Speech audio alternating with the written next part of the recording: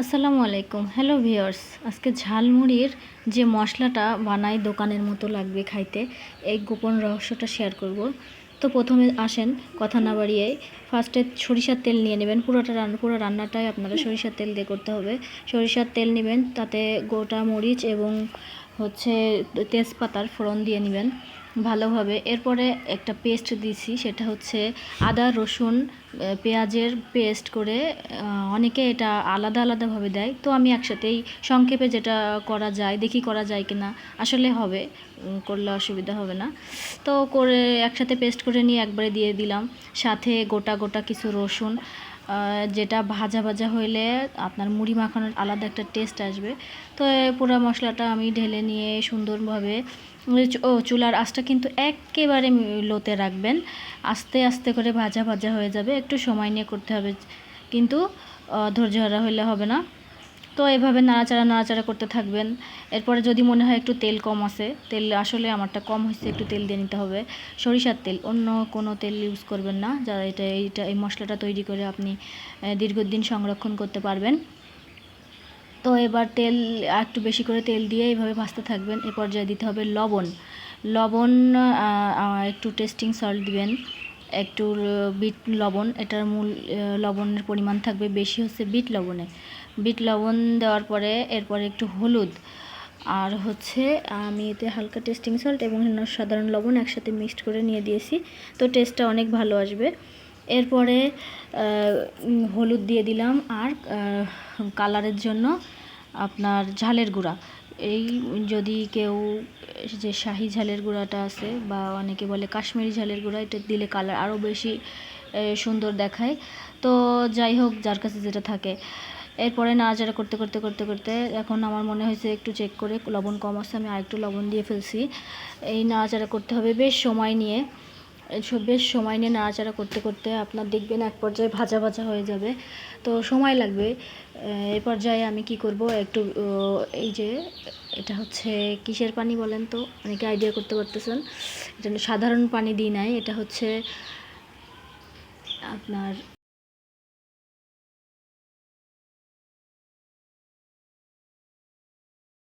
ভিনেগারের পানি দিয়ে দিলাম, দিয়ে আবার নাড়াচাড়া করতে হবে।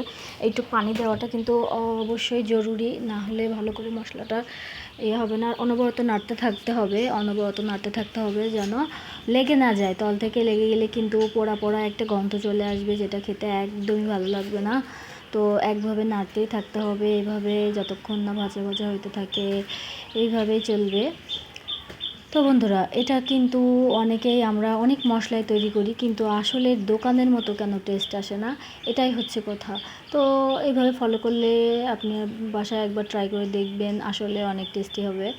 তো এই পর্যায়ে গোপন যে জিনিসটা আমরা মানুষ মানে ওরা আমাদেরকে বলে না, যে মশলাটা দেয়, এটা হচ্ছে আপনার চাট মশলা। এই চাট মশলাটা দিবেন, জিরের গুঁড়া, ধনিয়ার গুঁড়া এবং গরম মশলার গুঁড়া সব 1 চা চামচ করে দিলেই হবে। অতিরিক্ত দিলে আবার তিতো লাগবে, ঠিক আছে? তো চাট মশলাটা নামানোর একটু আগে দিতে চেষ্টা করবেন, যেন স্মেলটা ভালো থাকে। এটা আগেই যদি মশলার সাথে দিয়ে ফেলতাম, তাহলে কিন্তু চাট মশলাটার সেম ফ্লেভারটা থাকতো না। এর সাথে একটু লাগবে আপনার আপনার পাঁচফোড়নের যে গুঁড়াটা আছে, একটু করে পাঁচফোড়নের গুঁড়া দিয়ে দিবেন।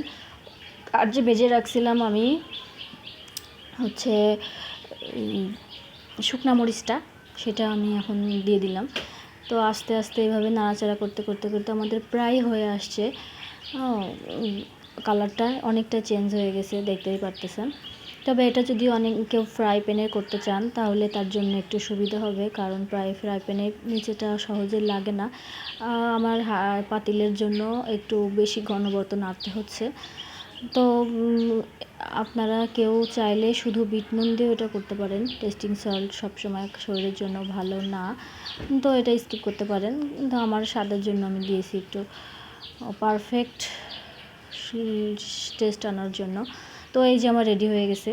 এখন আমি এটা এই কাচের বয়ামে রেখে, কাচের জারে রেখে কমপক্ষে 2 মাস বাইরেই সংরক্ষণ করতে পারবো, ফ্রিজে রাখার দরকার হবে না।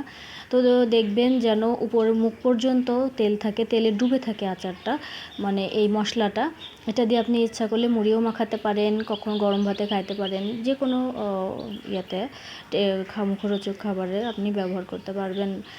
অনেকে জ্বর আসে, খাইতে কিছু ভালো লাগে না মুখে, তারা এটা দিয়ে ভাত মাখাই খুব ভালোভাবেই খাইতে পারবে।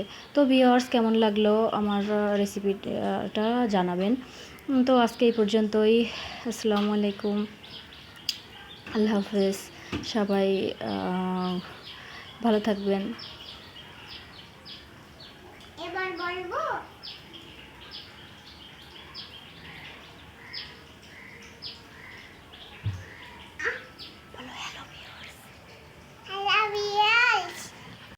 আপনারা সবাই খাবেন,